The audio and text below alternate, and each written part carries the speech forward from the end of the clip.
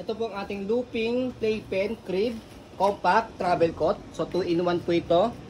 So minimal use lang po ito. Ilang beses lang siya nagamit. Already washed and ready to use na rin po. Meron din siya kasamang bag. So as you can see, yung size ng bag niya, maliit lang talaga. So compact holding po siya.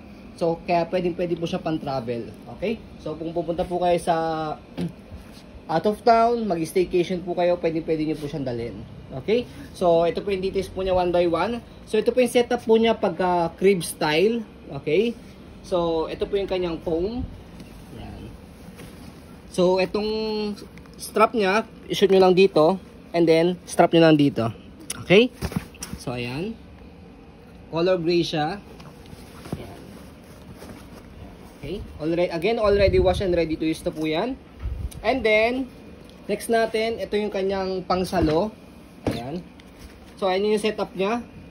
Nilalak siyang sarito sa gilid. Ayan, para hindi kayo mahirapang assemblein. Actually, kahit wala siyang manual, madali lang siya i-assemble. Ayan. Ayan, okay. And then, yung kanyang metal na support. Ito. So, sa assist lang po. So, sa pag-assemble ito, para hindi kayo mahirapan, hindi kayo malito, shoot nyo lang muna yan, dalawa. Huwag nyo muna i-combine. And then, saka nyo po siya i-combine na pa ganyan. Okay? Yan. Kasi kapag diniretso nyo po siyang naka-assemble na, yan, hindi nyo po siya ma-shoot dito. Okay? So, ganun po yung kanyang technique. Ayan. Okay? So, next natin, yan po yung kanyang details muna. Pakita muna natin. So, all in good condition naman po ito. Wala po itong issue dahil minimal lang po na gamit. Actually, wala pa yata 10 beses na gamit po ito. Okay? So, tanggalin natin.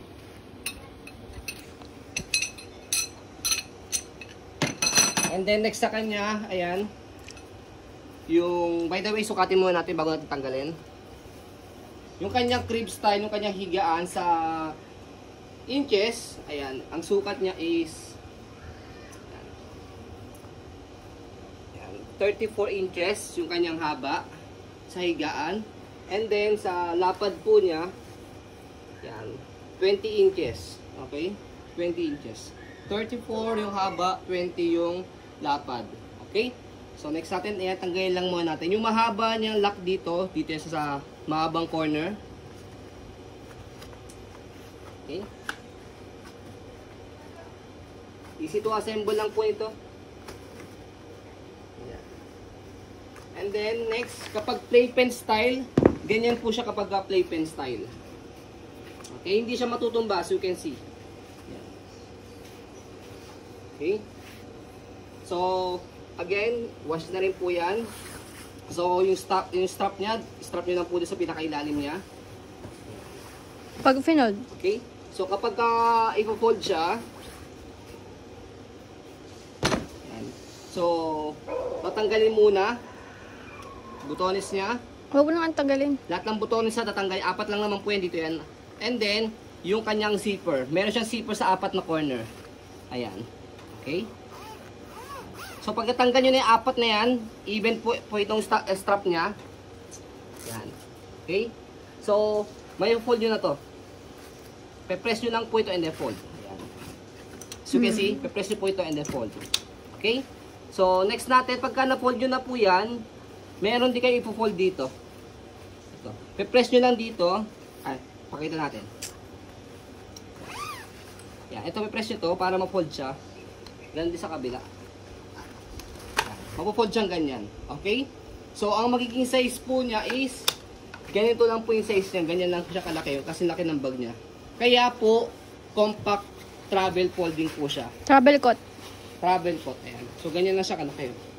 Hindi rin siya mabigat dahil yan, hindi naman siya metal lahat. Yan. Ito wood. Ayan. Okay? So, assemblein natin. Yan, again, zipper lang siya rito. And then, yung kanyang strap.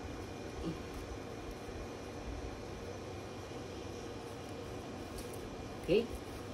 After yan, lagay lang natin yung kanyang foam sa crib, ay sa playpen.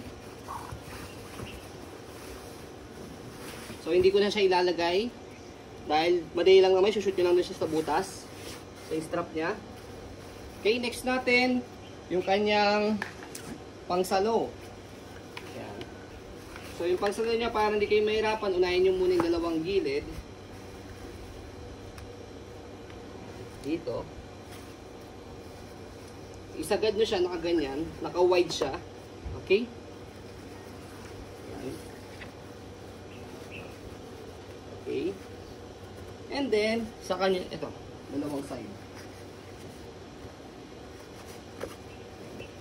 I-wide nyo siyang ganyan para nakabanat siya.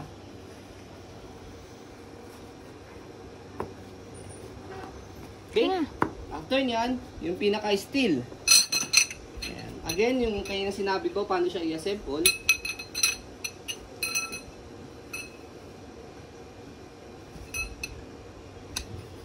Para hindi po kayong mahihirapan